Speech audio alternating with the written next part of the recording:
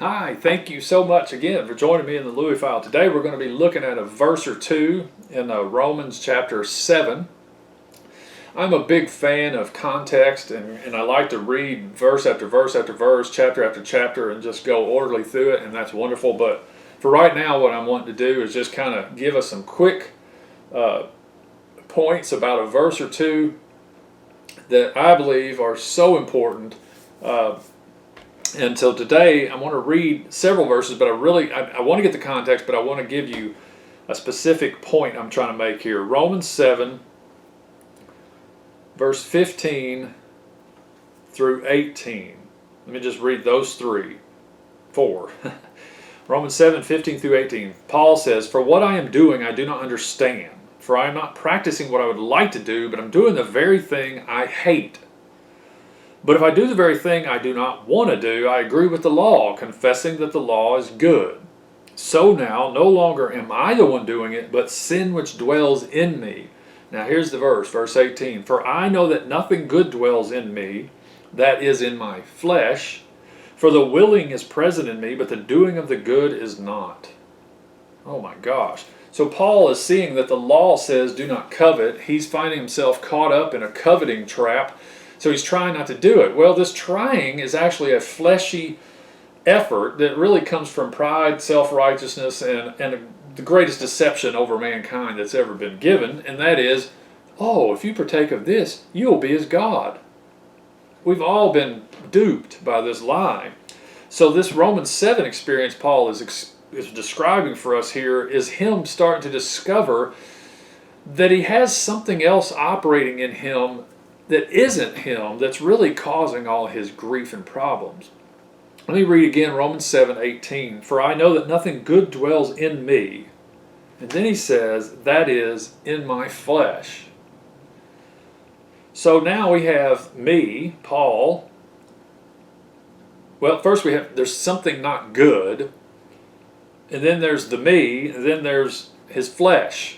So there's something not good. I know that nothing good dwells in me. Wait a second. That's not me. Whatever that not good is not dwelling in me. It's in my flesh, and I am not my flesh. Look over in Romans 8, verse 9. It says, however, Romans 8, 8 and 9. "And those who are in the flesh cannot please God. However, you are not in the flesh." You're not in the flesh, believer, one in whom Christ dwells, if indeed the Spirit of God dwells in you. But if anyone does not have the Spirit of Christ, he does not belong to him. So the Apostle Paul's discovery is, there's something operating in me that isn't me, and I'm not in agreement with it, because the thing I want to do, I don't do, but the very thing I don't want to do is what I keep doing, but it's not really me doing it. It's sin in my flesh that's actually doing it, compelling me to be in agreement or go along with, because I'm believing a lie. I'm believing the lie of independence. I'm believing this idea that I can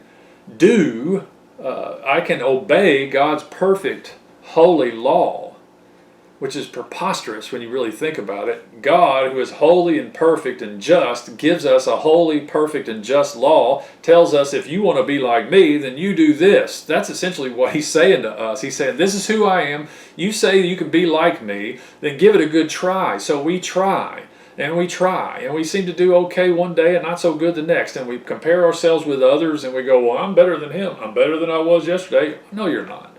No, you're not. It demands perfection. Paul's discovering this. He's saying, I don't understand what's going on with me.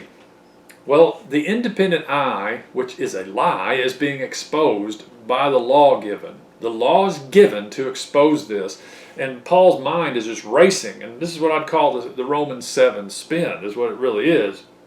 He's like, I want to do what's right. I see what God says is right. I can't find it within myself to do it. Then he finally gets to the point where he goes, oh, wretched man that I am, who will deliver me? Who is going to rescue me from the body of this death? Who's going to pull me out of this awful, sinning, spinning Romans 7 cycle?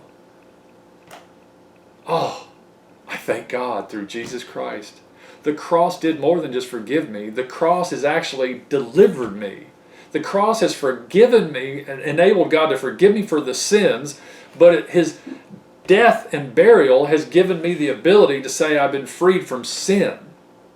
So sins are forgiven, and the spirit or the operator that's operating in Paul's flesh here, which I would say, 1 John 4, verse 6, is the spirit of error.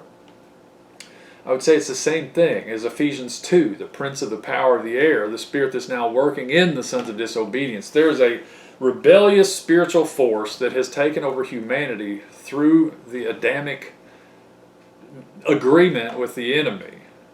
God gave His law to expose it in hopes that we would learn to look to Him and let Him be our freedom. Let Him be our rescuer. Let Him be our Savior. Not just forgiver, but Savior.